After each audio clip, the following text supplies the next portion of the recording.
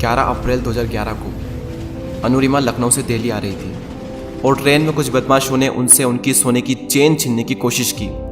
Anurima volleyball champion थी। उन्होंने एक स्पोर्ट्स वुमेन स्पिरिट दिखाई और सोने की चेन देने से इनकार कर दिया। जब उन्होंने सोने की चेन देने से इनकार कर दिया, वो 4 से 5 लड़के थे, उन्होंने अनुरिमा को चलती ट्रेन से उठाकर बाहर फेंक दिया। ये तो थी एक बुरी चीज़।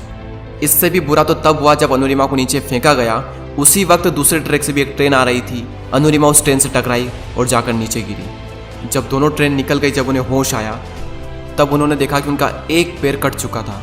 आधा पैर जींस में था और घुटनों के यहाँ से आधा पैर जींस में लटका हुआ था और वहीं से हड्डियाँ टूट टूट कर बाहर आ रही थी। और सिर्फ यही नहीं, बल्कि ट्रेन के ट्रैक पर आपने छोटे छोटे चूहे देखे होंगे। वो चूहे आकर उस घाव को, उस पैर को आकर कुतर रहे थे। अनुरिमा ये सारा दृश्य अपनी आंखों से साफ साफ देख रही थी, लेकिन कर कुछ नहीं पा रही थी क्योंकि उनकी बॉडी में ज़रा भी मूवमेंट नहीं हो रहा था। पूरी रात उन्होंने मदद मांगी, लेकिन कोई नहीं आया उन्हें बचाने के लिए। जब सुबह हुई और कुछ लोगों ने उन्हें देखा तो उन्हें हॉस्पिटल पहुंचाया। हॉस्पिटल के बेड पर सब लोगों ने, यहाँ तक कि एम्स के डॉक्टरों ने तक ये कह दिया था कि एक प्रोस्थेटिक लेग से चलना सीखने में लोगों को 3 से 4 साल लग जाते हैं। कुछ दिनों तक उनका हॉस्पिटल में इलाज चला और जब उनकी हॉस्पिटल से छुट्टी हुई, जब वो घर गई, तो घर जाने के बाद जब ऐसी सिचुएशन में लोग ये सोचते हैं कि आगे की ज़िंदगी का गुजारा कैसे होगा, अनुरिमा के माइंड में सिर्फ 2 चीज़ें थी। एक तो ये कि मुझे इन सबको गलत साबित करना है, और दूसरी ये कि अपनी सबसे बड़ी कमजोरी को अपनी सबसे बड़ी ताकत बनाकर दुनिया की सबसे ऊंची चोटी माउंट एवरेस्ट को फतह करना है। मैडम बचेंद्री पाल, जिन्होंने 1984 में एवरेस्ट सबमिट किया था, जब अनुरिमा ने उनको ये बताया कि मुझे एवरेस्ट सबमिट करना है, तो मैडम बचेंद्री पाल के आंखों से आंसू आ गए। उन्होंने कहा कि अनुरिमा, तू इस हालत में भी ये सोचने की हिम्मत रखती है। तूने अपने अंदर तो एवरेस्ट को फतह कर लिया है, बस अब तो दुनिया को बाहरी रूप से दिखाना बाकी रह गया है। और जब शुरुआत हुई तो आप मानेंगे नहीं, जहां लोगों को 2 मिनट लगते थे रोड हेड से बेस कैंप जाने के लिए, वहीं अनुरिमा को 3 घंटे लगते थे। और आपको यकीन नहीं होगा ये जानकर कि ठीक 8 महीने बाद बेस कैंप से सभी साथ में निकलते और टॉप पर अनुरिमा सबसे पहले पहुंचती। बाकी सबके पेट सही सलामत थे, लेकिन अनुरिमा के नहीं थे। फिर भी अनुरिमा सबसे पहले पहुंचती थी। 11 अप्रैल 2011 को उन्हें चलती ट्रेन से बाहर फेंका गया था। एम्स के डॉक्टरों का कहना था कि एक प्रोस्थेटिक लेग से चलना सीखने में लोगों को 3 से 4 साल लग जाते हैं। 21 मई 2013 को वो दुनिया की सबसे ऊंची चोटी पर थी। कैसे? लोगों को लगता था कि अनुरिमा ने अपने इस गोल को अपने पैरों से क्लाइम किया, लेकिन अनुरिमा का यह कहना है कि उन्होंने अपने इस गोल को अपने पैरों से क्लाइम किया ही नहीं। उन्होंने अपने इस गोल को, अपने इस मिशन को अपने पूरे दिल और दिमाग से क्लाइम किया।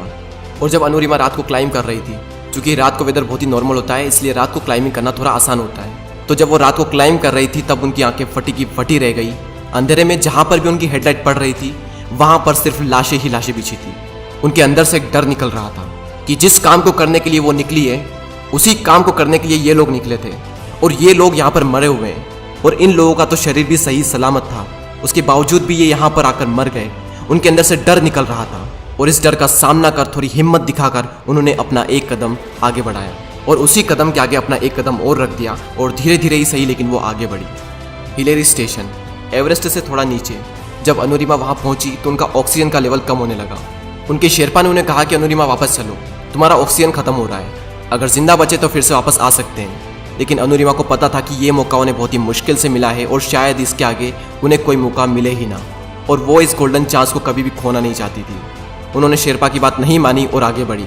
उनका मानना था कि यहाँ तक आई हूँ यहाँ रुकने के लिए या फिर वापस जाने के लिए नहीं, यहाँ तक आई हूँ और भी आगे जाने के लिए।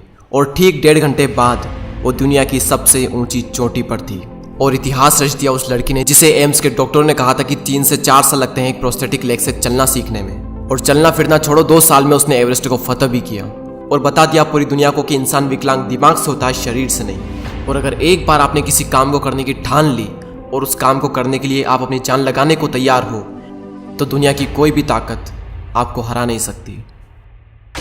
आज मेरे लाइफ का सबसे बड़ा सपना पूरा हुआ और मैं टॉप ऑफ द वर्ल्ड पे हूँ और बहुत खुश हूँ, बहुत खुश हूँ। और सबको ये मोटिवेशन देना चाहती हूँ कि हर आदमी अगर अपने लक्ष्य को बनाए तो वो कभी नहीं हार माने और वो अपने टॉप को, अपने लक्ष्य को जरूर पाएगा। को तोड़कर पंख खोलकर भर ले एक उड़ान, जिंदा उम्मीदों का लेकर जैसे लाख बढ़ता